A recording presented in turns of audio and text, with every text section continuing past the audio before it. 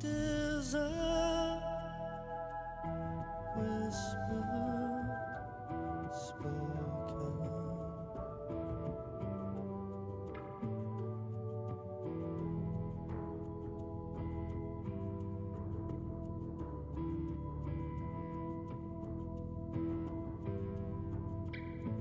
In time, rivers, oceans.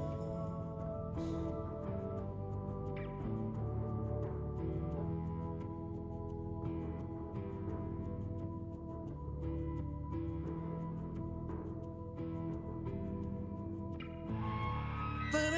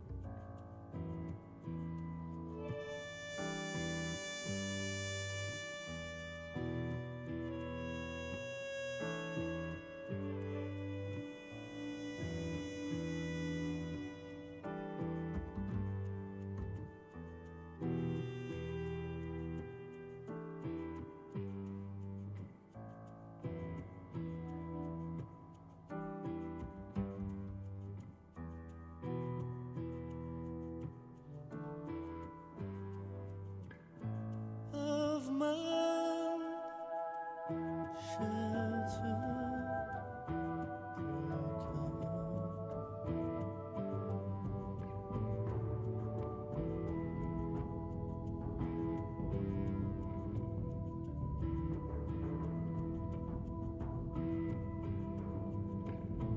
Denied, gifted, stolen.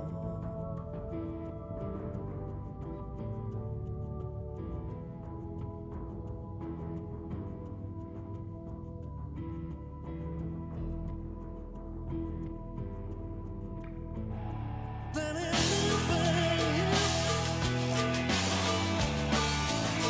then in the way, then in the way, and get a better excuse for myself.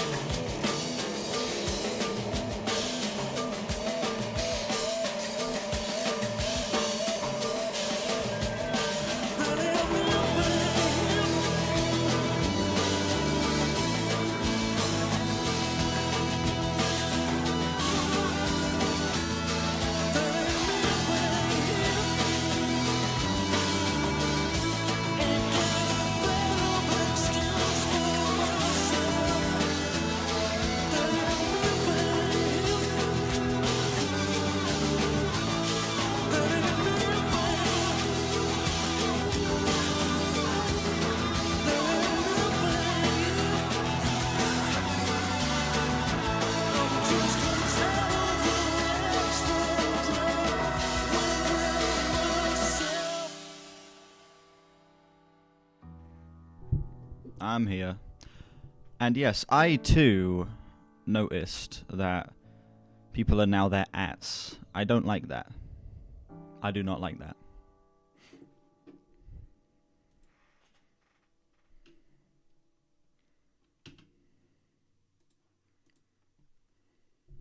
Yes, the two defining features about me.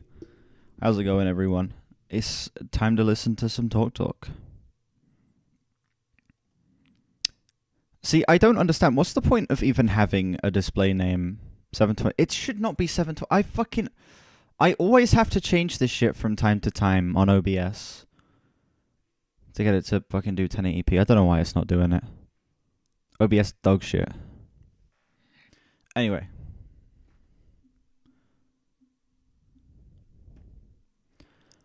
What's the point of even having display names if they're not going to be displayed?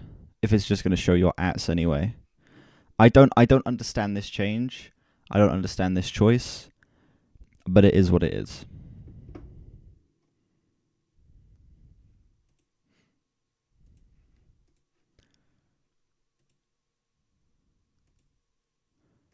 OBS is goated, except when it makes stupid changes like this. Then it is not goated.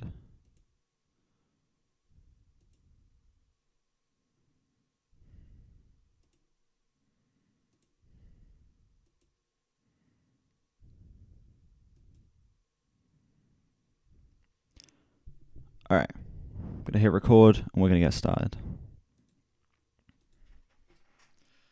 Alright, ladies and gentlemen, we're back with more talk. It has been a while since I've talked about this band. It was either at the end of last year or at the beginning of this year that I listened to their 1988 album, Spirit of Eden, which, of course, you know, is their penultimate album, which their final album, Laughing Stock, was the first album I listened to from them, which I think is a 10 out of 10, still one of my favorite albums of all time. I've got it on vinyl down there somewhere. I'm not going to grab it because that's too much effort, but yes, I do have the album on vinyl. I fucking love Talk. I love the two albums I've heard from them. I think that, again, Laughing Stock is a perfect album. I think that Spirit of Eden is a damn near perfect album. On a re-listen, that could honestly grow to be a 10 for me. And Color of Spring, the stuff I've heard, I have been very impressed with, particularly Living in Another World, which is, I think, the biggest song off of this album. I was setting it in on stream a while back, and I found myself returning to that track a decent bit. It is just some absolutely beautiful synth pop injected with a little bit of post-rock in there.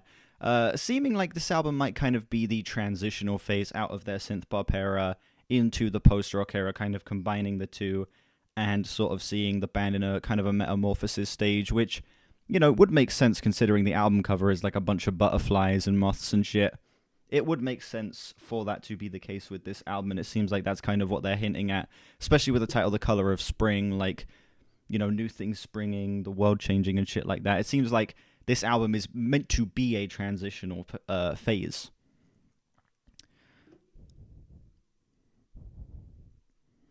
Yeah, see, people are close-minded. They only want to listen to the post-rock shit. But see, me, I know that this shit's going to be peak as well. Literally based on the one song I've heard from this album, I already have absolute faith that this is going to be great. It came out in 1986. It is 8 tracks, 45 minutes, 82 user score on this album. People love this album. Not quite as much as the final two albums that are like, you know, 86, 87 up there within like the top 500 of all time. But people still do love this album, and it still is considered a great release among most fans. So again, I'm going into this thing with absolutely sky-high expectations. I heard Dave Etcher is going to upload this reaction tomorrow. Like, that, the fact that that's happened twice with him specifically, first it was All Things Must Pass, and then it was fucking Blonde on Blonde, him uploading it a couple hours after me, with both of those reactions, that's crazy. That's crazy. It didn't kill the All Things Must Pass video, but it did kill my Bob Dylan video. That shit is being pushed to nobody. Okay? Oh, hang on a sec. Look at this. The chart's gone up a little bit. It's picking up a little bit of traction. But man, rest in peace, that Bob Dylan video. That's unlucky right there. Oh, Maya's here. Hello. Oh, yeah, gotta check the Rolling Stone score, which, you know, everybody loves Rolling Stone. Rolling Stone, one of the greatest outlets out there, giving this album 20, which, of course, you know, Rolling Stone are always very fair when it comes to Talk Talk. Laughing Stock, 40. Spirit of Eden, 20. Color of Spring, 20. It's My Life, 20. Party's Over, 20. They do not like Talk Talk. Or Tool. Is it Tool? Or is that Pitchfork that doesn't like Tool? I forget. One of the two. They do not like Talk Talk at all. Which, you know, you're allowed to not like Talk Talk, but those takes are kind of wild. Jesus Christ. Anyway, enough blabber, enough yapping. Let's get into this shit. Track 1, Happiness is Easy.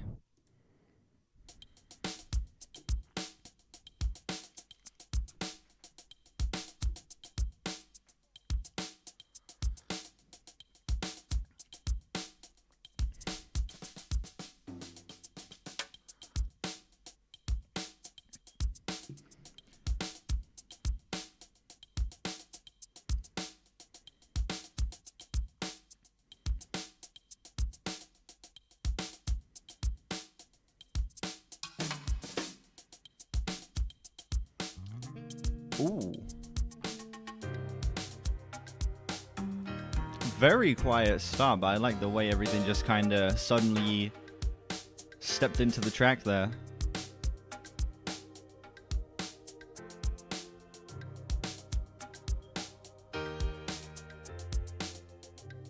Makes you feel much older. Sublime, right. I have not. Ooh. If Rex Smith had they just fallen wrecks of who they assemble like I saw that, JC. I've not watched that video yet. I've not even watched Hello Boss.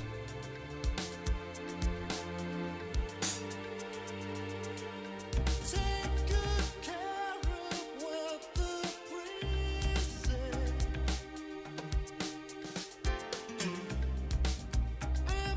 Is that an upright bass? Sounds like an upright bass. It's very wooden. The acoustics as well are lovely here. Yeah, I know, JC, it's trash.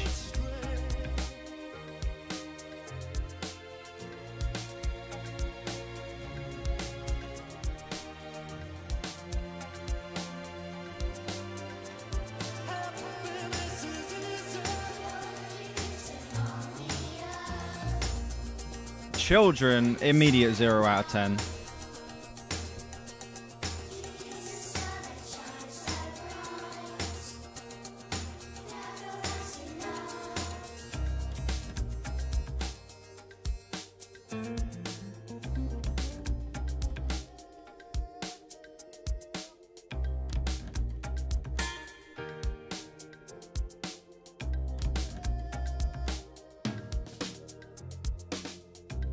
guilt upon their shoulders. How well cause Yeah, there's a whole bunch of mods. religions claiming facts. It's easy to show the mind. Ooh, man. Strings are lovely.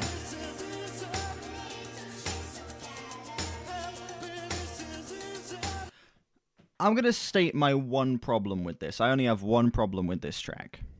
This mix is way too quiet. This shit is like... it feels like it's being played like a mile away. This mix is so fucking quiet. Like, I thought it was just my headphones, or like I thought I had my audio turned down. It's not. This shit is just actually that quiet. Which is an interesting choice. Simple, turn up my volume. Yeah, but I don't have to turn up my volume and then, like, get jump scared by another song being loud as fuck on my like songs, you know?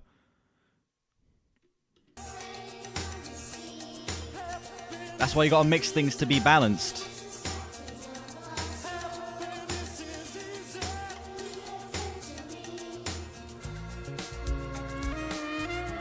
Ooh. What the fuck is that?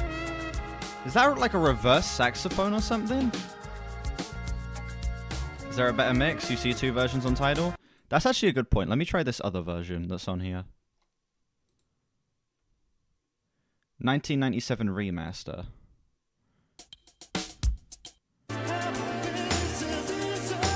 Oh, that's way better.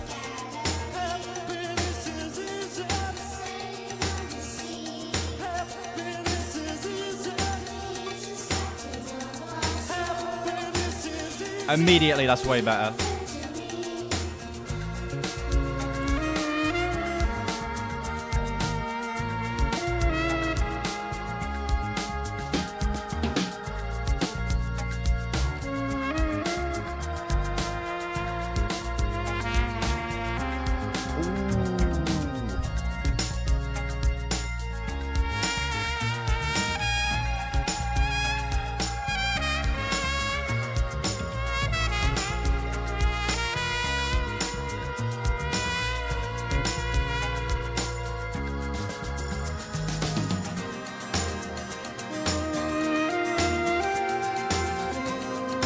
I can't tell if it's a saxophone. I don't know what it is. It's some reversed shit.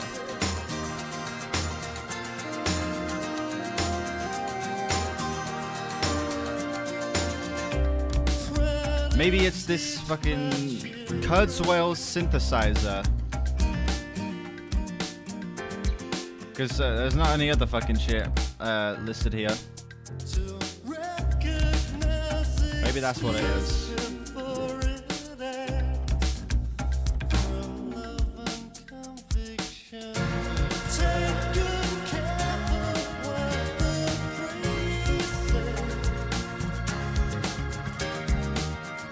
It's weird. This track is able to find a lot of beauty in the ugly.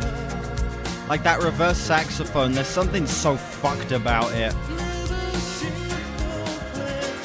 But it's still beautiful.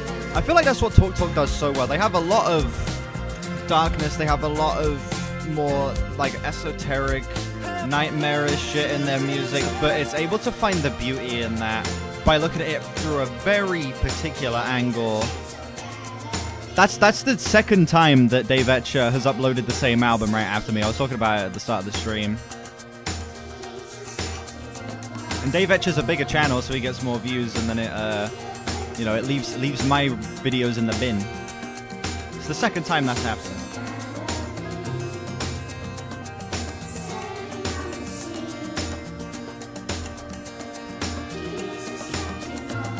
We're at war with Dave Etcher now, even though, yeah, I really respect him and I don't actually have any problems with him.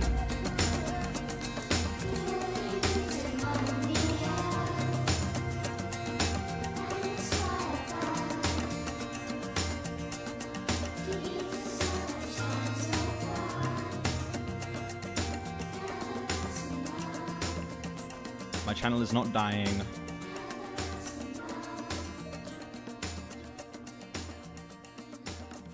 The same as it usually is.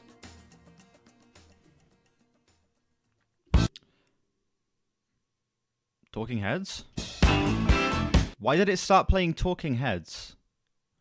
This isn't no Tidal, no. Bad. This is Life During Wartime by Talking Heads. That's not the next song on this Talk Talk album.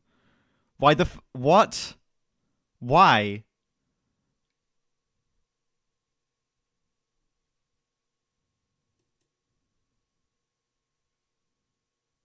Okay, sure, whatever. Thank you, Tidal. Happiness is easy. Good shit. Feeling a solid 9 on that track. Solid 9. Pretty fucking fantastic way to open the album. A song that is able to find a lot of beauty in the ugly. A track that is weird. A track that's spacey. A track that's a little dissonant. It kind of got a strange, almost esoteric spin to it, where a lot of what's happening on this track is not clear, but there is just a certain feeling that's put through here, and that's kind of all you need to be able to connect to this. It's very subtle. This song has a lot of subtleties for a more synth-pop adjacent track, and I appreciate their addition of some almost jazzy elements throughout here with the keys and the piano. I think that weird saxophone sounding ass synth was such a strange noise to throw in there, but something that was able to elevate the track, and just again how much beauty was found in the weirdness and the off-putting nature of that sound. And also Mark Hollis vocals. You know, obviously he's going to be providing some S-tier vocals, but seriously, he is like at the top of his game vocally on this track. Yeah, this remaster also does wonders for this. That other mix that I was listening to was way too quiet. This shit sounds way better. I Don't Believe in You up next.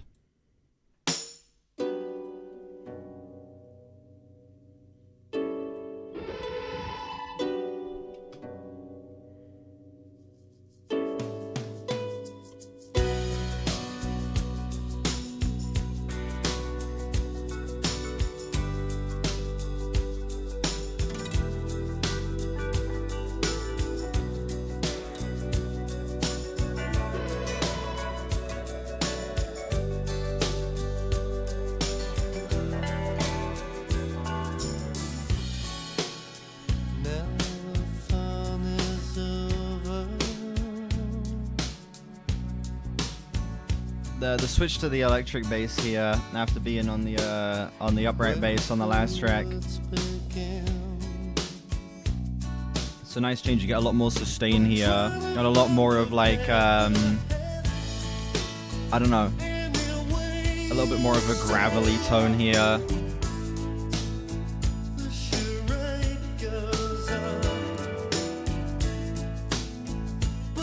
Yeah. Weird keys.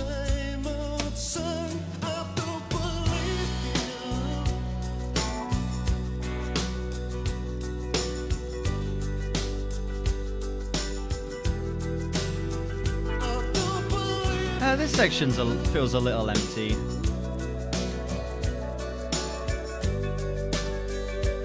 It feels like there could have been a little more thrown in here to have this swell a little bit more.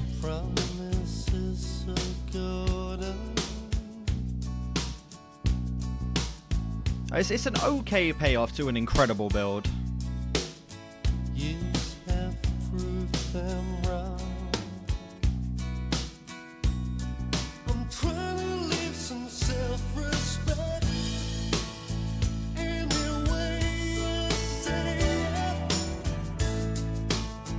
how the clown goes on. But your breath won't heat it. Really good indeed. Is there a way for me to change this shit so it's not your guys' ads?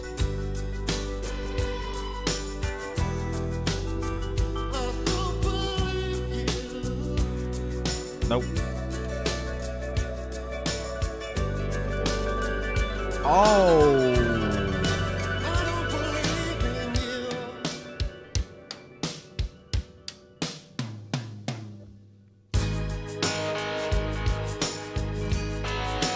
Yeah, that punch back in there, wow.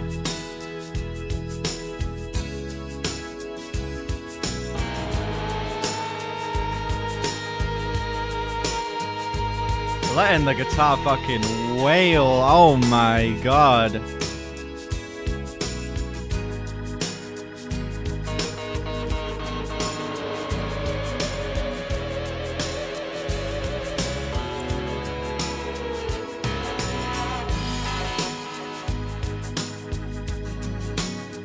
That organ is beautiful as well.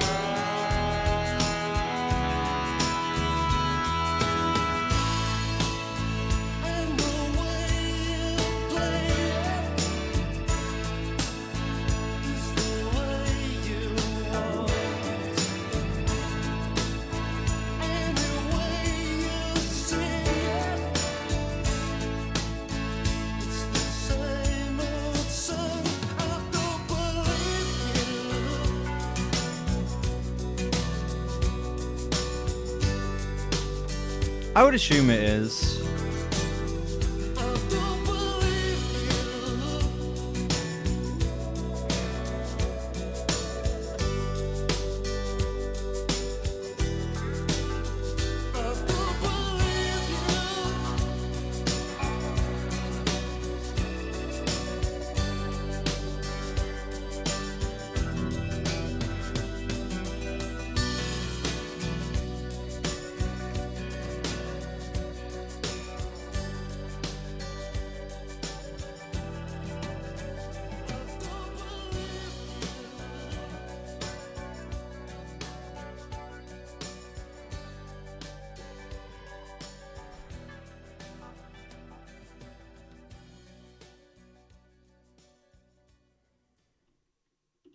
I'll get my minor nitpicks about that song out of the way first. I think that the first third of the song is a little shaky. I think it has a great build up, but then that first payoff is just a little, it's okay. It just feels a little empty. It felt like the song didn't really find its footing properly until we moved into the second third, but that point and beyond, it was just electric. That song was fucking stunning. Some of the most interesting sound play we've had on any Talk Talk song up to this point. Jesus Christ, I can't speak. Some of the most interesting sound play we've had on any Talk Talk song up to this point, with these weird acoustics, the strange keys that they throw in here that kind of feel like they're being pulled in from an entirely different track completely. Just this overall feeling of, I don't know, there's a lot of grandeur found in the sorrow of this song, This entire track just feels like it's completely dejected, like it's completely hopeless, but it's finding just so much space for it to feel like the most epic song on the planet through that. And I think Talk Talk's ability to do that, obviously going into the final two albums with the more post-rock focused stuff, having that little element of the post-rocky stuff in here, having a little bit of the jazz in here, is able to just flesh it out and make it feel so much more beefy. I absolutely love this track. It's a low 9 for me.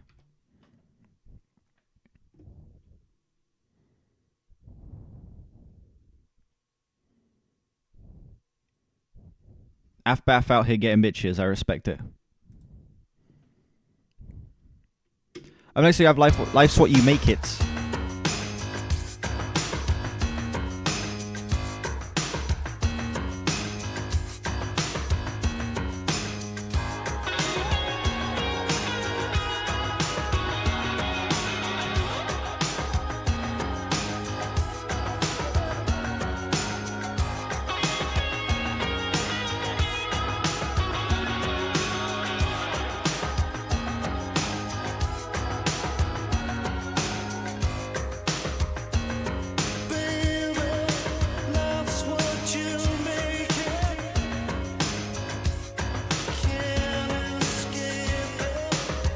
This is the NSP song.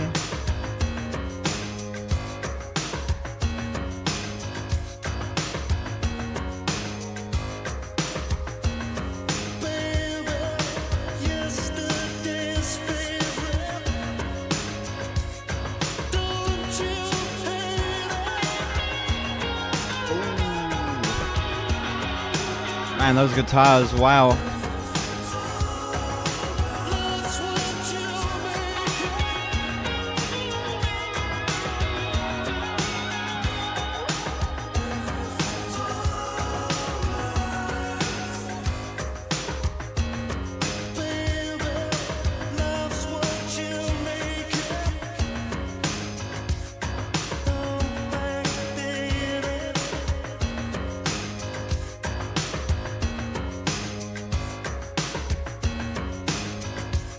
Piano line is fire, dude.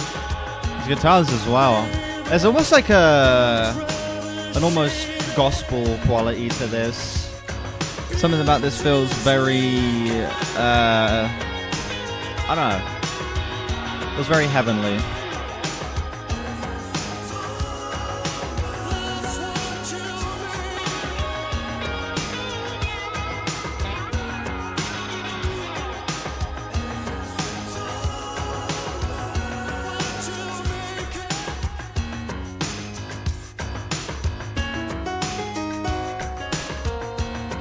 Okay.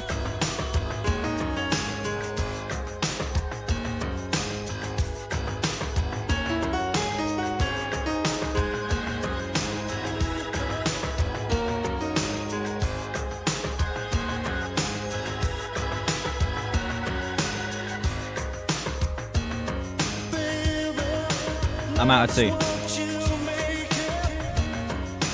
I kind of like it though. They've done that a couple times now where they'll just pull in an instrument, pull in a certain passage that feels like it's completely like from a different song, you know? And I kind of like that. It keeps you on your toes. Love's what you make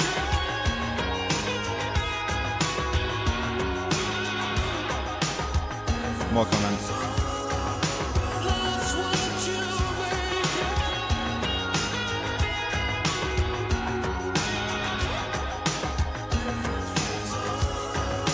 Love's what you make it.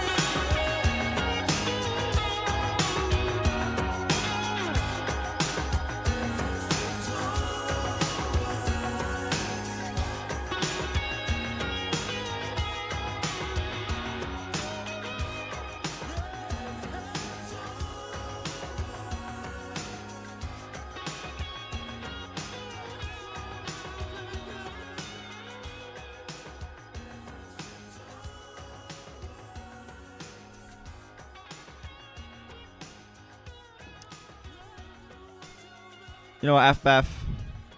For that, I'll see you in 30 minutes.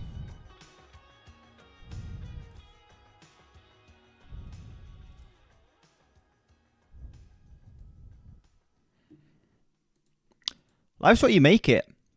Probably my least favorite of all the songs so far, but still a great track regardless. It's like a high 8 to a flat 9 for me. I think that this song is, like, my only problem with this track is that it is a little brief. You know, you get 2 songs that are 6.5 minutes, 5 minutes. This song feels like it doesn't really get the opportunity to be quite as muscly, quite as fleshed out as the previous 2. It feels like it kind of comes and goes a little bit, you know, not in the same way where like the previous songs have a lot of sticking power. It feels like they are able to just really lodge these ideas into your head. This one feels like it doesn't do that quite to the same level, but still, I think this song's pretty fucking magnificent regardless. That repeating piano line is dirty as hell. When that other piano gets brought in, it feels like it's just completely ripped out of another song. And it just, again, they've done that a couple times where they just have these elements that feel so alien and so out of place, but not in a bad way. It feels like they're just trying to open up these songs to just throw in whatever they can in here to keep you on your toes, and it really works. I think that, again, Mark Hollis's vocals here, there's just, it's interesting to see him working in a more pop-centric space. You know, having this very grand voice, having this really weird vocal inflection, and applying it to a lot of pop melodies that are genuinely quite catchy. And I think this song is one of the biggest examples of that. It's just strange to hear his vocals in this context that I'm not used to. Yeah. A high 8 to a flat, probably close to like a high 8. You know, 8.8, 8.9. Song's pretty great. You know, it's pretty fantastic. But I will say, of the bunch, it is my least favorite up to this point. April 5th, up next.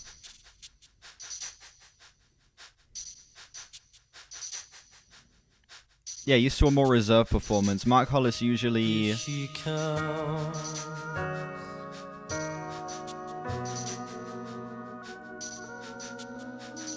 silent in her cell. Why the fuck does he sound like that? Sounds like a fucking different person singing. Here she comes. It sounds like someone doing a Mark Hollis impression. Fresh upon the ground.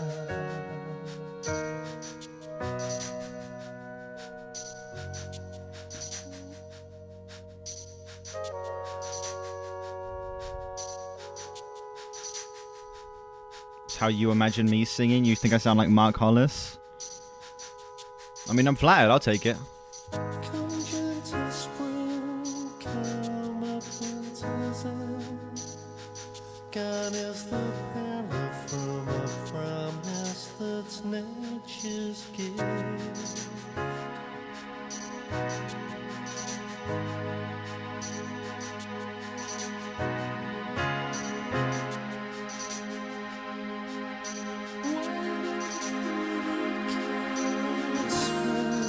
Oh, man.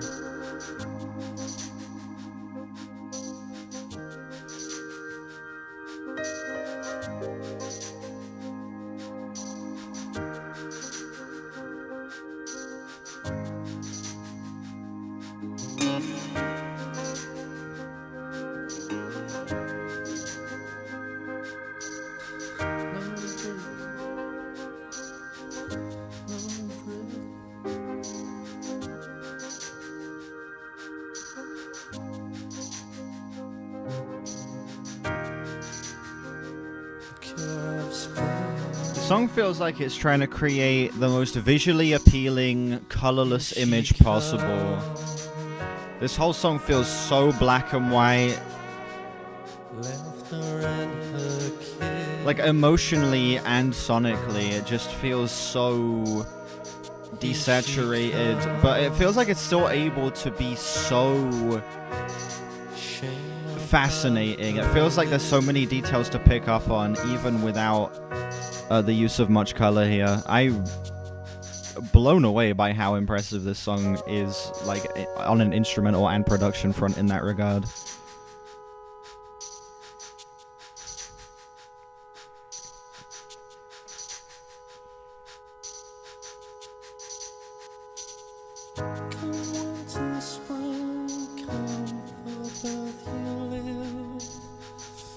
Takes its bow before the somehow the seasons bring.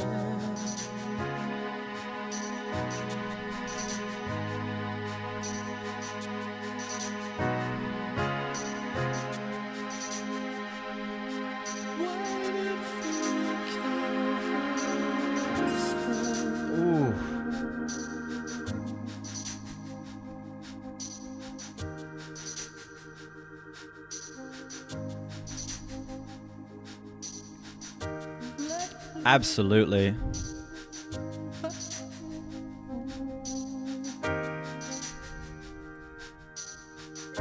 This song feels like the blueprint for a lot of the stuff that was on Spirit of Eden.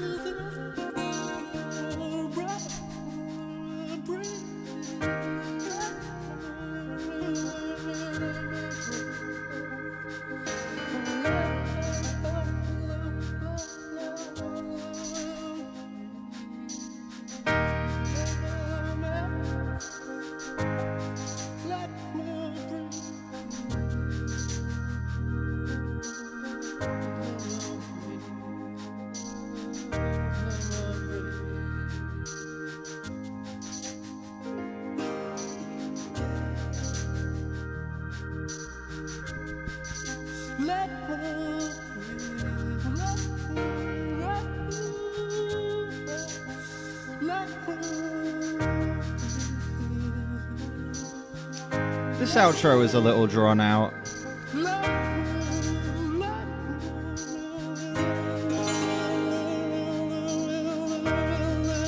It's got some satisfying textures. Still sounds delightful, but you know, feels a little dragged out. Also, let me move this down a bit. There we go, much better.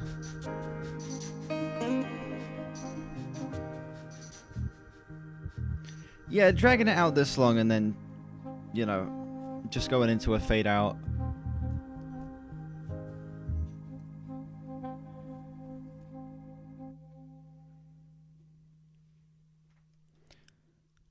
I don't know. Oh, shit. Just tabbed into fucking OBS and pressed space. I was worried that was going to stop my recording. Yeah, that song was absolutely fucking incredible. This track feels like it lays the blueprint for what would be the sound of Spirit of Eden. It's so desaturated emotionally and instrumentally. This entire track feels like looking at a 40s, 50s movie, black and white, tons of film grain. It's the imperfections that make it as beautiful as it is. And even through that, I guess, lack of detail, it's able to still... Not lack of detail, through that lack of color, it's still able to find so many tiny little details, so many very specific angles to look at things through, so many, I guess, instrumental choices, textural choices that make this track such a satisfying experience. I do think it ends a little weak. I think the song drags on towards its final moments. The outro really did not need to be a minute and a half. It felt like this song could have been cut down maybe by like an entire minute or so, and it would have flowed a little bit nicer, especially considering the fact that it just ends on a fade. It feels like they didn't really know how to conclude this track, so they just kind of repeated themselves until it went into a fade. But besides that, I think the song is absolutely fucking immaculate. This one's a solid to high 8 for me. Living in Another World up next. This is the only song... Oh, actually no, this is one of 2 songs I have heard off of this album.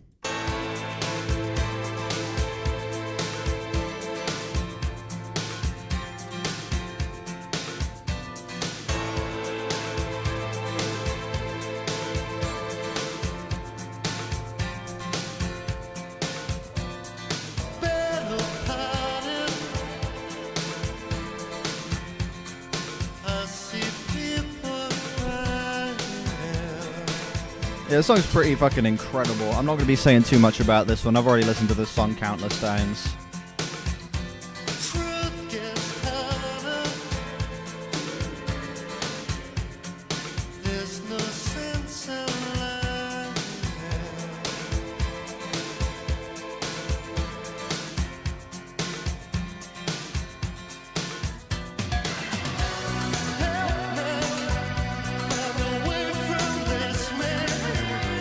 Oh, this chorus, man, it catches me off guard every time. I forget just how incredible just that burst of color is. It feels like, I don't know, you ever see like those visualizers where it'll be like a bubble and it explodes like a firework into just like this wall of color? That's exactly what this chorus feels like.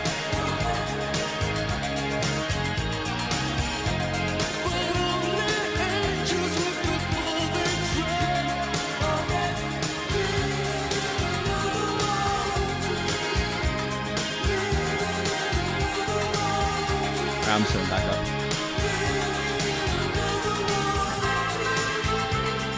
And the harmonica comes in as well, because the song wasn't peak enough already. We needed to throw some fucking harmonica in there.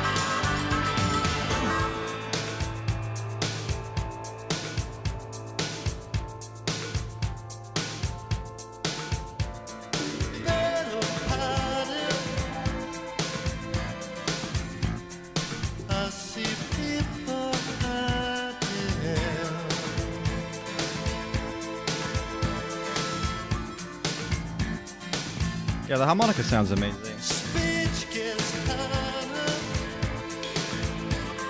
Adds a nice, like, Western feeling to this song. Especially considering Talk Talk like to incorporate Eastern elements from time to time to make the tracks a little more psychedelic. It's fun to see them leaning more into the Western elements here with, like, the use of the harmonica. Even the space on this track just feels... I don't know. It feels very different to the rest of this album.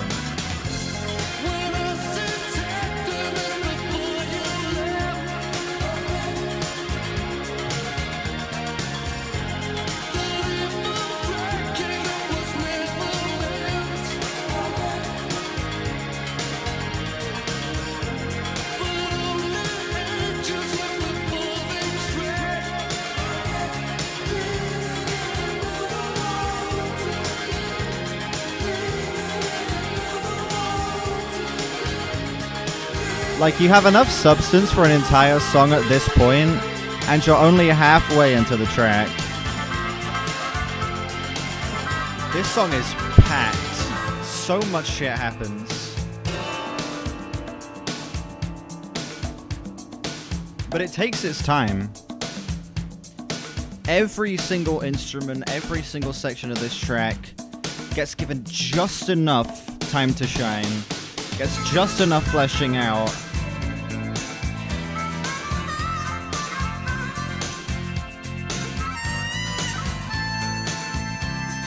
I also find it interesting that, like, easily the poppiest and catchiest song on the album up to this point is the longest, like clocking in at almost 7 minutes.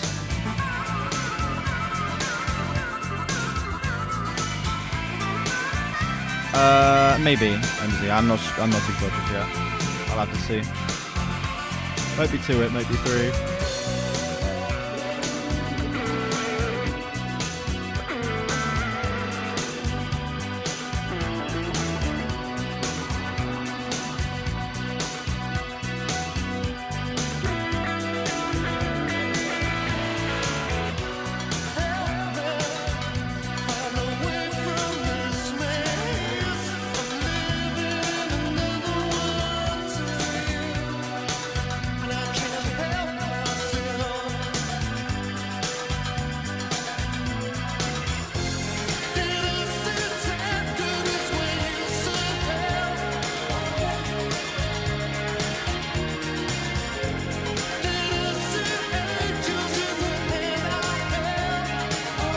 imagery is just out of this world, dude. The writing mixed with the textures created from the instrumental. Easily one of Talk Talk's best songs in terms of just painting a picture. It's so immersive. Not a single moment of this track does it like pull you out at all.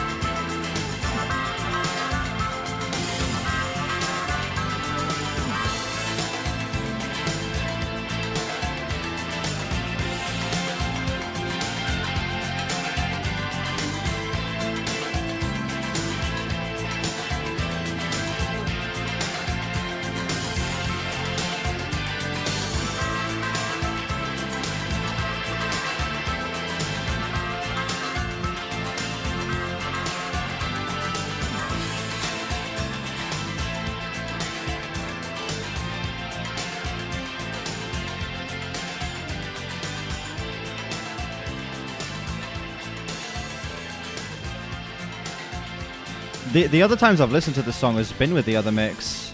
And the other mix of this song is actually okay, but this is definitely better.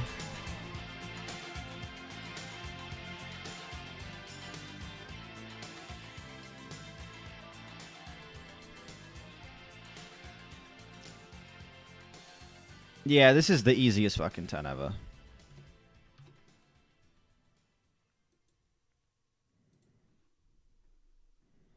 Yeah, this is, I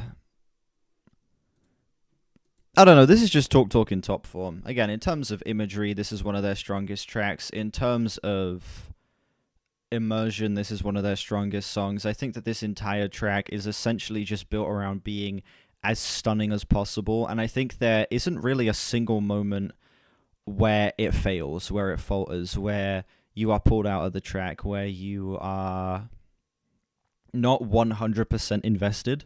For every single second of this song, every time I listen to it, am just fully locked in. It straps you in. It like demands your attention, and it doesn't let up for its entire 7-minute runtime, which again is so weird that they take easily the poppiest song so far, easily the catchiest song so far, and they extend it to 7 minutes. They allow each of these sections to flourish. They allow each of these sections, every single instrument, to kind of get its own moment to shine.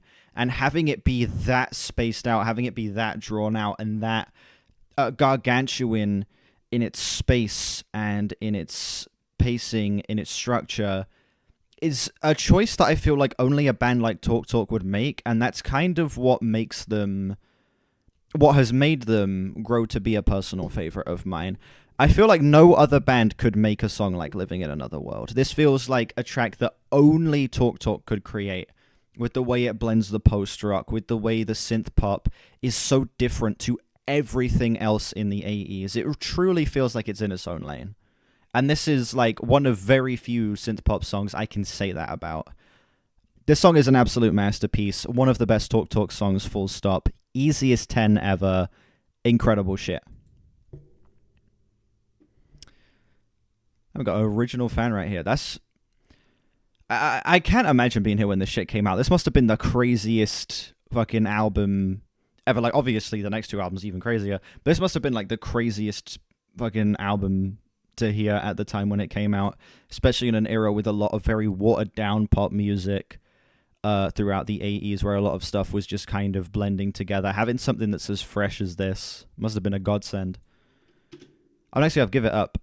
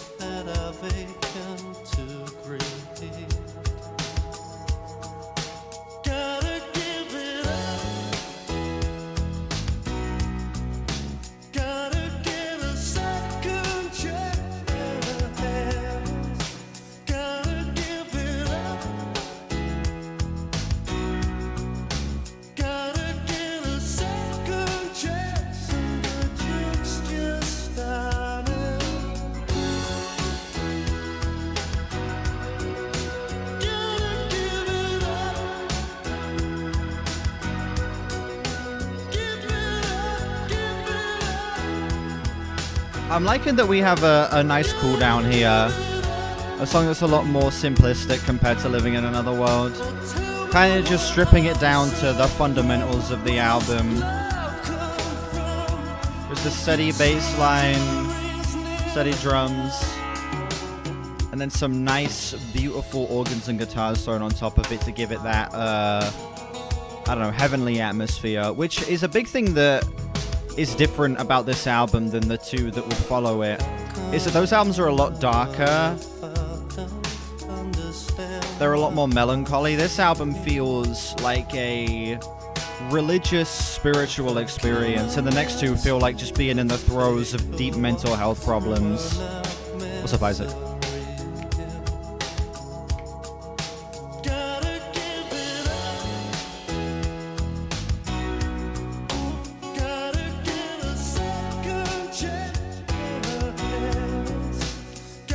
That's true, at points. I'd say Spirit of Eden does at points as well. But those moments are more few and far between, and they're kind of like the payoffs. Whereas this, it's like the entire album here, for the most part.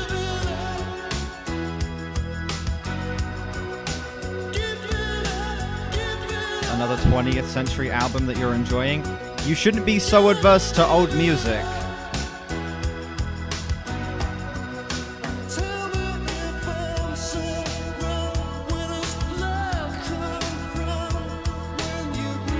That delivery, holy shit. There is so much conviction in his voice on this track. Mark Hollis was fucking feeling it on this one, Jesus Christ. I need to stop swearing so much.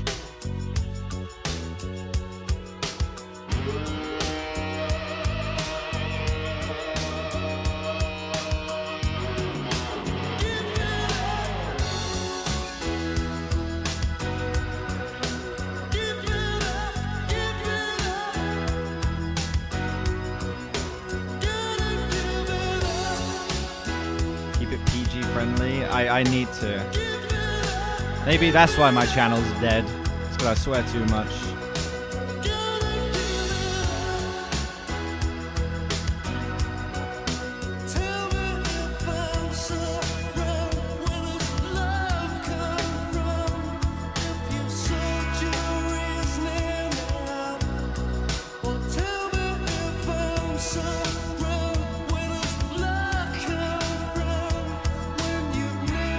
Good list.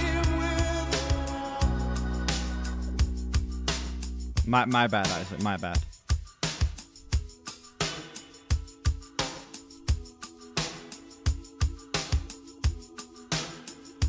Yeah, the way those keys creep in is so Spirit of Eden.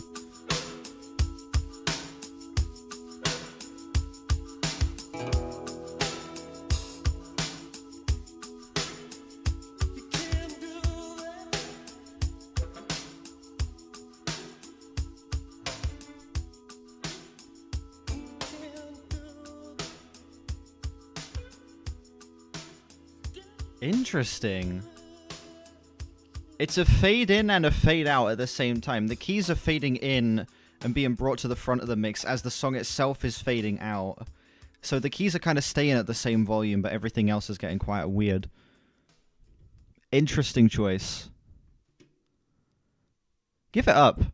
A much needed slowdown and back to basics moment following how gargantuan of a piece Living in Another World is. It's a nice 5-minute track, brings the album back to its fundamentals. It's just steady drums, steady bass line. Mark Hollis with one of his most emotional vocal performances easily. There's so much conviction here, man. He is going crazy with the vocals here. And, you know, on top of that, of course, the gorgeous synths, organs, and guitar that you would expect over this track that give it that angelic, heavenly atmosphere. I will say maybe the song, compared to a lot of the absolute best moments on this album, can feel a little small, can feel a little, I don't know, unremarkable by comparison. And that's a harsh word. I don't mean unremarkable as in the song's unremarkable on the whole. But I guess just considering the fact that it's meant to be a slowdown, it definitely can feel a little simple and a little basic and rudimentary in comparison to some of the other, like, absolute highlights. It's still a flat 9 for me. I think this song is still an incredible piece of the album. It's just, as a song individually, I don't think I'm going to see myself coming back to this one as much as, say, Happiness is Easy, or obviously Living in Another World, you know? I feel like it's not quite on the same level as the absolute highlights. Just simply due to, like, the context under which this song is placed.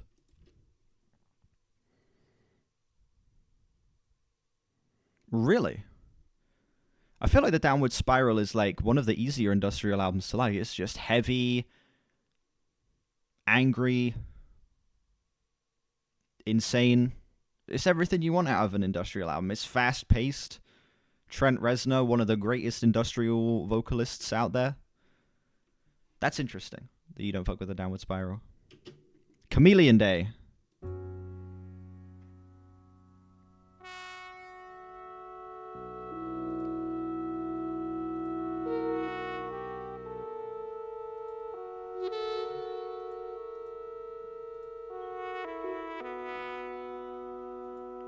Fragile Better.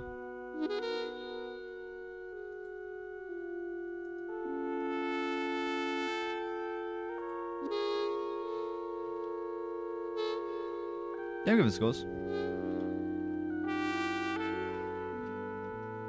That last song got a flat 9.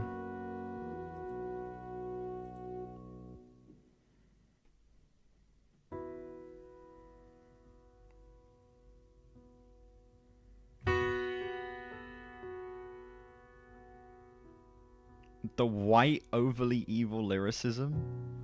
That's the whole point, is that he's meant to be a fucking maniac. He's a lunatic. See, now that I disagree with you on heavily. Downward Spiral, one of the best produced albums ever.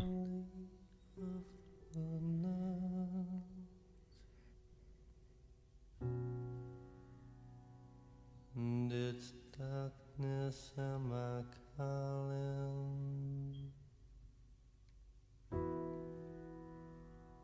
Only of the night.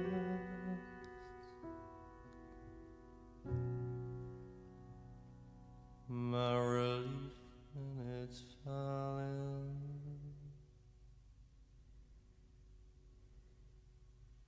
Breathe on me, eclipse my mind. It's in some kind of disarray.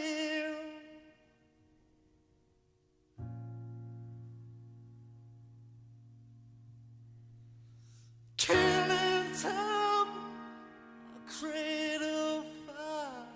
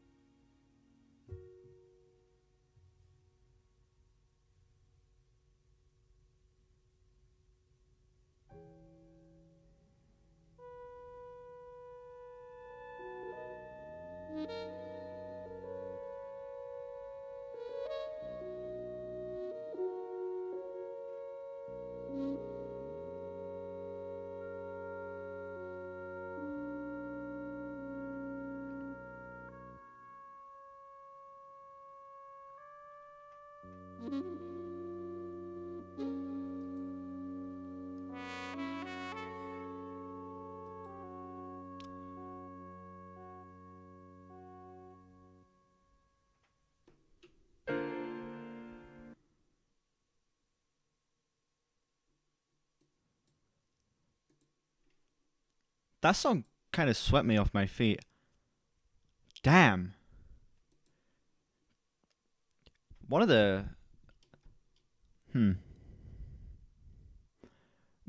Pretty remarkable piano ballad. That is a genuinely fucking incredible piano piece to throw in here. Holy shit. That's like the equivalent of an interlude, but also the best interlude ever. That's a solid to high 9 for me. Track was fucking marvelous. Holy shit. Yeah, it's so soft. The song is like the most easy on the ears as the album gets. It's very subtle. It's not in your face. It's not all that over. Like it's not that overt in the statements that it's making. It's very much just a meditative think piece to serve as a prelude to what is going to be the immense closer, Time Is Time, which is 8 minutes. Mark Hollis, his vocals on that track as well, man, he is able to carry the entire weight of that song on its shoulders just with his singing. One of the most impressive songs on the entire album. Chameleon Day is fucking incredible. Final song, Time It's Time. I've heard this track, but I don't remember it. At the beginning, I thought Living in Another World was the only song I heard, but that is incorrect.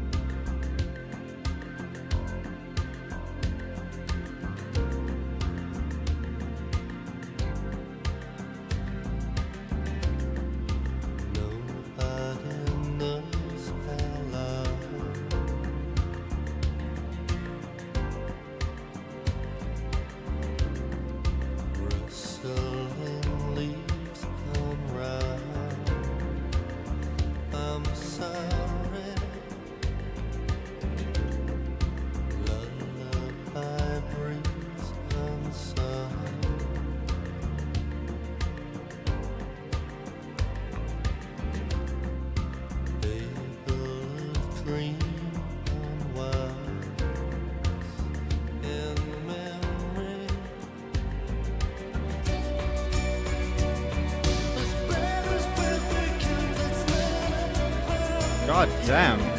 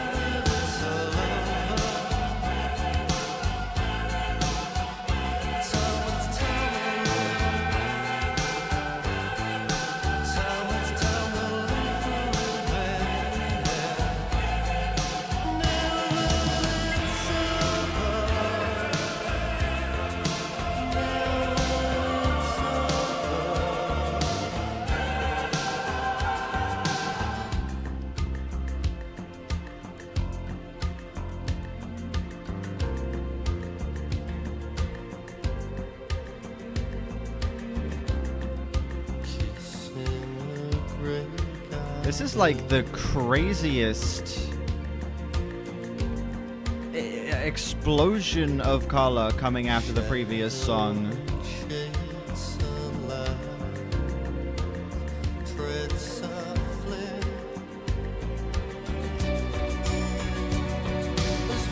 It's triumph, it's longing, it's memory, it's regret, all packaged into one insane emotional experience of a song.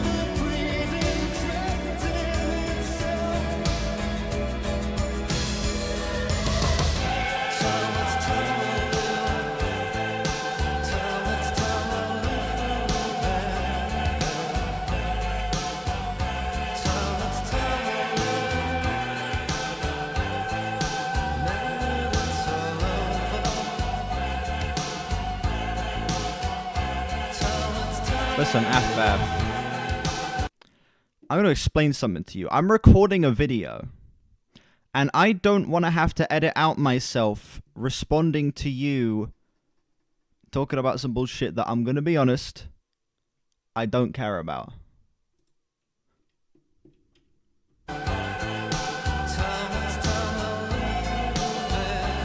No, I'm not letting you edit a video for me.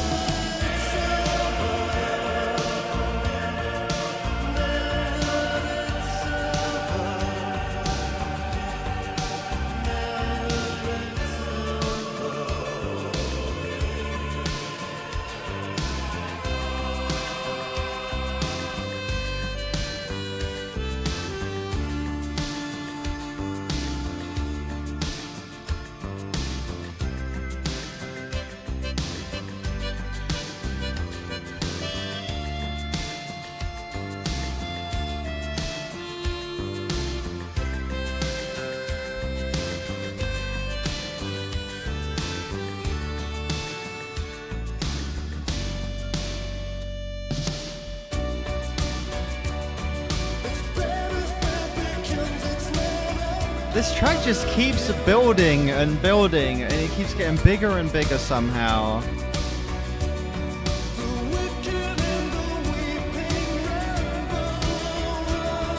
Yeah.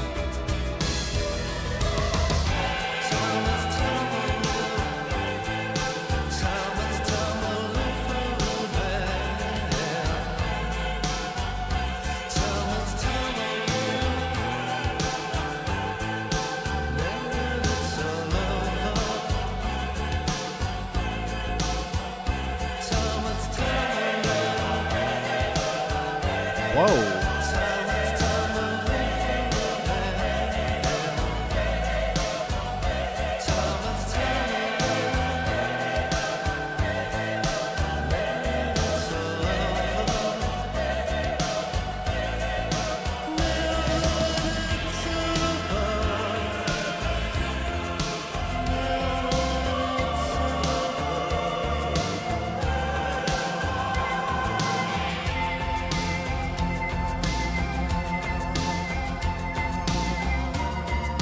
Woodwind. I was not expecting to get any fucking woodwind on this song. Wow.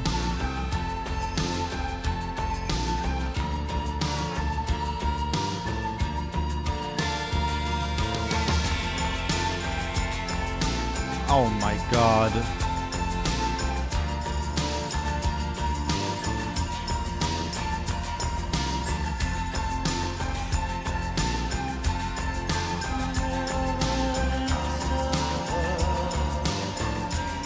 Goddamn chair.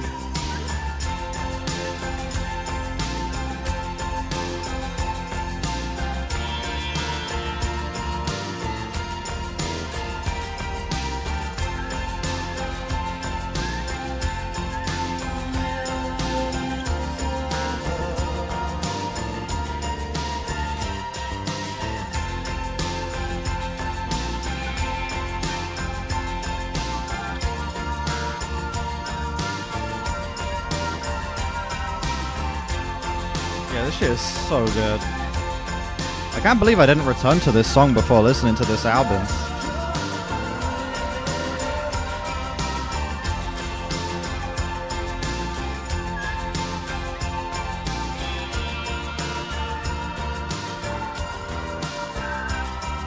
Why?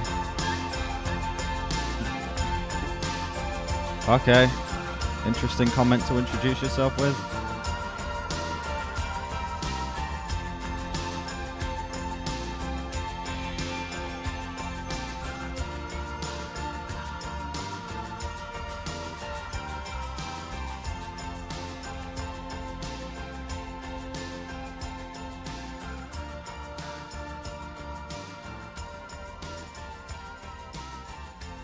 Yeah, this is the easiest fucking 10 on the planet. I love that this song just kind of like... It just slowly settles you down here. One of the best examples of a fade out ever. Beautiful way to end this album. I love how slow it is.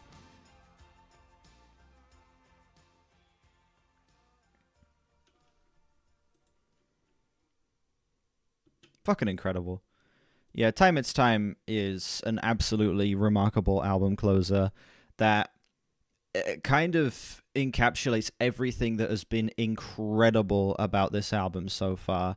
It has the angelic, heavenly, kind of, I don't know, oversaturated textures of a lot of the brighter moments on this album. It's able to be expansive and immersive in just how much it bashes these ideas over your head again and again and again. These repeating sections, the way they grow, the way they change and kind of morph into completely different things throughout the course of this entire song is absolutely fucking insane. They are able to have this track evolve so many different times, and it's able to get somehow bigger and bigger and bigger and keep expanding without the bubble ever bursting. It's one of the most impressive balancing acts in any Talk song that I've seen. I didn't find a single moment of this track to not be mind-blowing. This entire thing was consistently satisfying. It was consistently like introducing ideas that just had my ears perking up and had me wanting to dig deeper into how these different elements were flowing in and out of each other, how they are kind of weaving these sounds together to create very specific textures, to create just an overall image of triumph that has a slight undertone of sorrow and mourning. This song is... it's basically like, you know, the best album closer this album could possibly ask for. It goes above and beyond just in terms of being the most beautiful way to conclude such an interesting experience of an album that toes the line between being this crazy artsy post-rock album while still being a catchy, bumpy, like easy listening synth pop album at the same time. Like this song is the most like defining moment in that, and I think it does it absolutely flawlessly. Sticks the landing in the most magnificent way possible. I am astonished at how strong of a closer this is, and I'm also astonished that I never found myself returning to this song after I first heard it. Thank you, PC. Yep. I turned on my phone so that I can get my calculator up. Thank you. Is it not going to make the other sound, or is it only going to make the first one? My PC's not making the other noise. Wait, do I have to lift it off the table for it to do that? No. My PC's getting inconsistent. It's being sloppy. Anyway, that was The Color of Spring by Talk Talk. I almost said Talking Heads there. That was The Color of Spring by Talk Talk. This album, it's pretty great. I will say, of the three that I've listened to, it is my least favorite. I will say it's not at that, like, 10 out of 10, near 10 out of 10 quality of the, well, I say the previous two, but the next two, I suppose. But this album is just an incredible experience regardless of that. The minor gripes I have here with some of the songs, having a couple sections that felt like they could have been a little beefier, the minor pacing issues that I have with a couple of songs throughout the first half, they don't really mean shit in comparison to just how beautiful of an experience this was, just how much it's able to feel just as satisfying, just as immersive as a Laughingstock or a Spirit of Eden. Just not quite to like the same like fucking mind-blowing extent at times, you know? This album is just able to, again, toe the line between synth...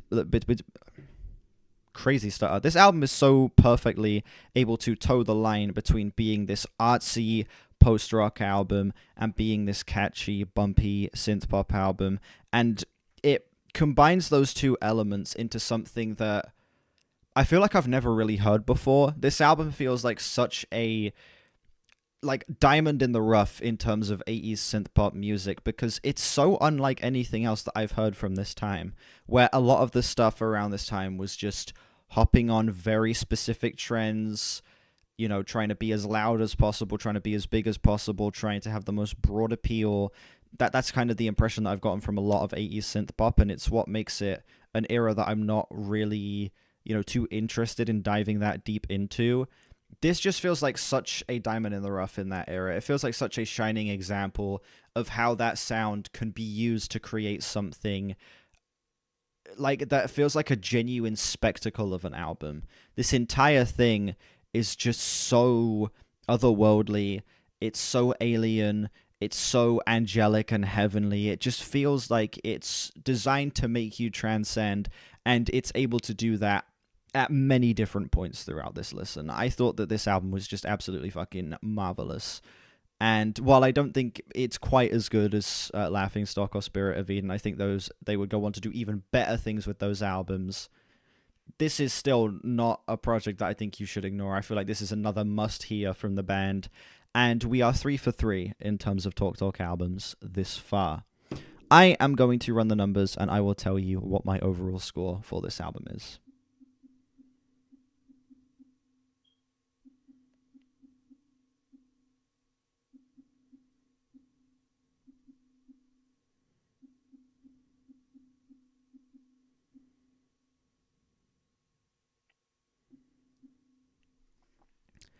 Sounds about right. I'm feeling a 9.3 out of 10 on this album. 9.3. It's pretty good. I think that, yeah, this is just another S tier release from Talk Talk. And, for as much as I can sit here and say, I wouldn't choose to listen to it over Laughing Stock or Spirit of Eden, I don't think it's quite good. I don't think that really matters. Those albums set, like, the craziest bar possible. Well, it's not even right for me to say that because they came out after this. Those albums, like, raise the bar to the most insane heights that the fact that this album even comes close is insane. The fact that we even get, like, as close as we do to having another album that I would consider near 10 out of 10 or even 10 out of 10. It's proof of how incredible of an act they are across the board, not only when they just go full post-rock. I was very impressed with this album. It's some great shit. I've already listened to that album. I would not be able to do a reaction to it because I've already heard it. All right, chat, don't go anywhere. I'm going to do the outro for the YouTube video, and then we are going to write an Album of the Year review.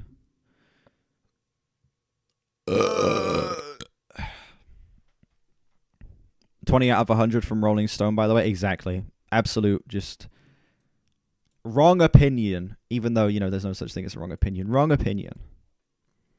Thank you all so much for watching this video. Let me know what you think of this album down below and how it compares to other Talk Talk albums for you. Yeah, make sure you like and sub if you have... Nope, I said that in the wrong order. Thank you all so much for watching this video. Let me know what you think of this album down below and how it compares to other Talk Talk albums for you. You can find my reactions to Laughing Stock and Spirit of Eden in a playlist somewhere around here. I'll be making a playlist since there's now 3 videos in this series. Yeah, like and sub if you haven't. We are on our way to 4K. Links in the description to my Discord, my Album of the Year, my Twitter, and my other channels. Check those out if you haven't. And I will see you all whenever I next stream or upload. Bye-bye. All right, let's get this Album of the Year review written.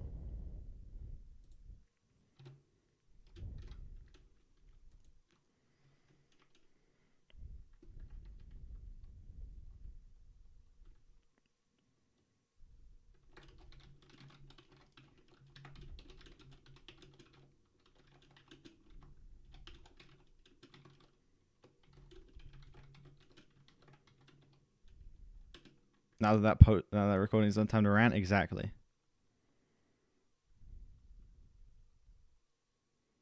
I don't have STH rated on my Album of the Year page though. Oh, what's Scaring the Hose? Yeah, because I listened to that before I started my Album of the Year account.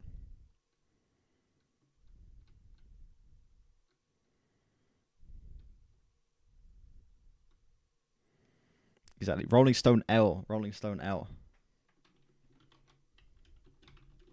What I'm planning to do after this, go hang out with my girlfriend for a bit, then come home and get work done.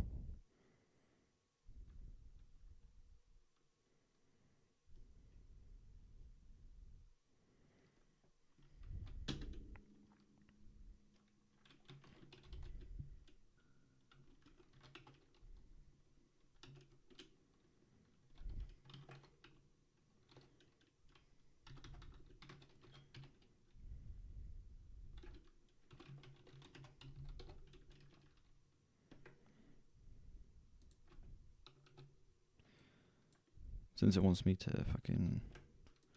Minecraft stream later? Maybe. Maybe. We'll see. Oh, by the way, chat, this is unrelated, but I've kind of spoken about, like, my health on Big Think streams before, and how I've never been able to gain weight. I finally started, like, gaining weight. I like, showered earlier, like, before, like, right before I started streaming, so I was like, shit, I better do that before I start streaming. And I caught myself in the mirror, and I'm actually, like, kind of chubby right now. And I've not been chubby since I was a baby. I've never been able to gain weight. Like, literally throughout my entire life, I have always lost weight. Like, I've gotten thinner and thinner and thinner, and all of a sudden, I'm, like, really chubby out of nowhere. I just thought I'd mention that, because it might mean that I might not die in my 30s. Fat Arc W, exactly. I'm suddenly not super skinny. I'm actually kind of chunky right now. And I've never been that, like, since I was a baby. How much do I weigh? Well, before I was, like, 60-ish kg, which is really bad for someone who is 6 foot tall. I should weigh a lot more than that.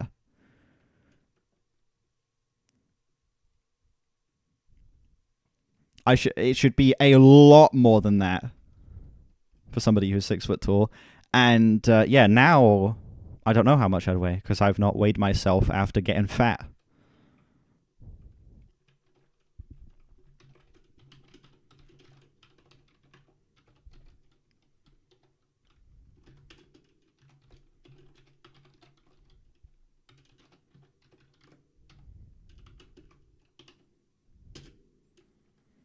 Don't do drugs.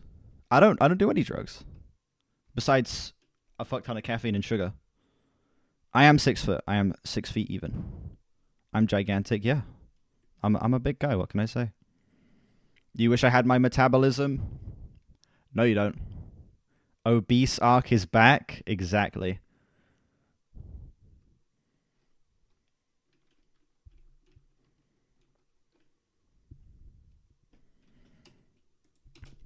I need to not autopilot write this review. I don't even know what the fuck I'm writing. It's able to be heavenly about this imagery, textures. That is writing K, yes, because YouTube uses it fucking ads now. Remember to take my pills? I'm not on any pills. Yeah, it's a stupid change that they're showing the ads now. I hate it. And there's no way for me to change that shit too. It's so bad.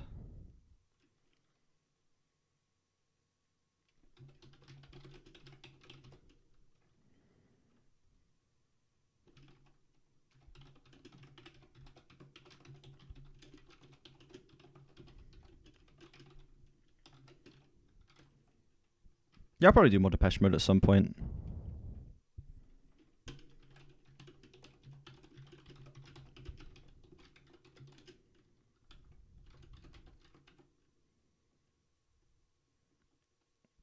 I'm getting Subway every day. It was going to happen. Exactly.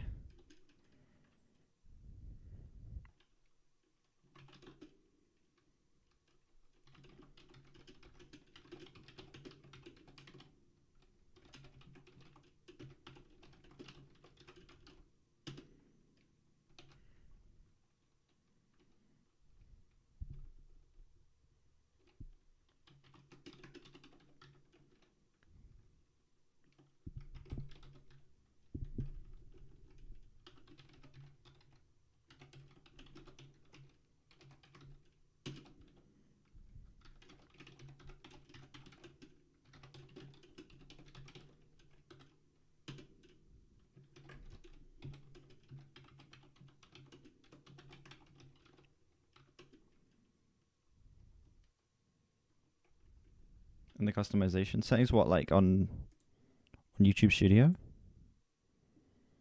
Okay, I probably shouldn't click on that. I don't know what that's going to show. I'll do that when I'm on the other scene.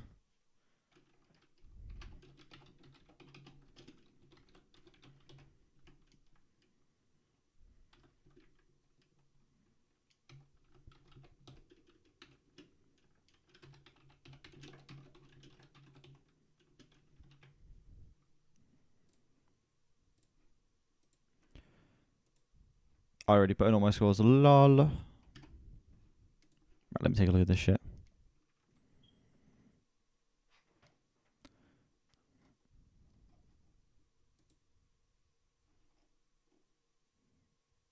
Let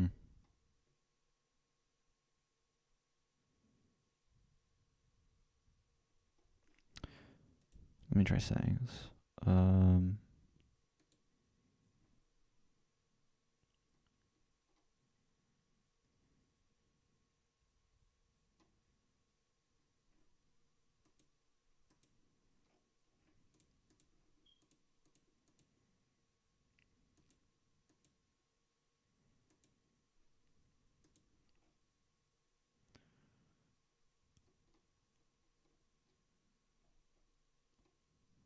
Yeah, it's not a thing I can change, it doesn't look like.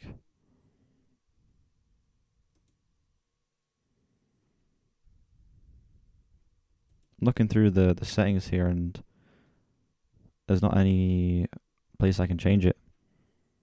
That is an L right there. There's a YouTube L. Anyway. I check the inspiration tab. Let's take a look at the inspiration tab. I never look at this shit. See the AI inspiration tab. Fucking draining an entire ocean to generate some ideas. Deconstructing the emotional impact of 21 Pilots' latest album. What a thumbnail. The albums that define my musical taste. That's actually... It's not a bad idea. Why Oasis stands need a reality check? Why are so many artists building conceptual city walls? Terrible. Unpacking Black Sabbath's White Sabbath allegations.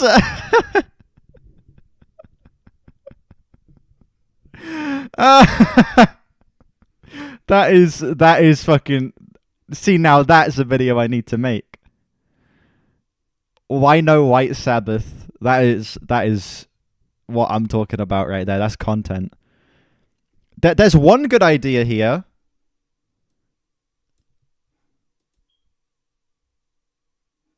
That is a good idea. And I guess were I to be a channel that fucking is a lyric breakdown channel that goes album by album just deconstructing lyrics, I guess this will be a good idea for somebody. This is the only one of these ideas I would even consider.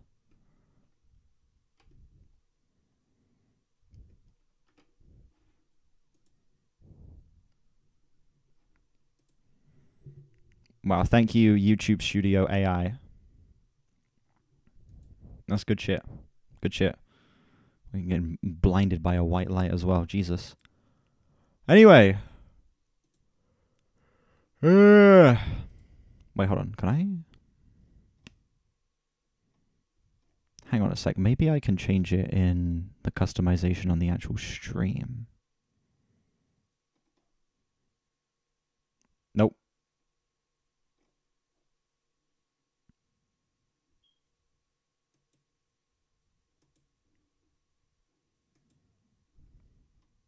I change it here.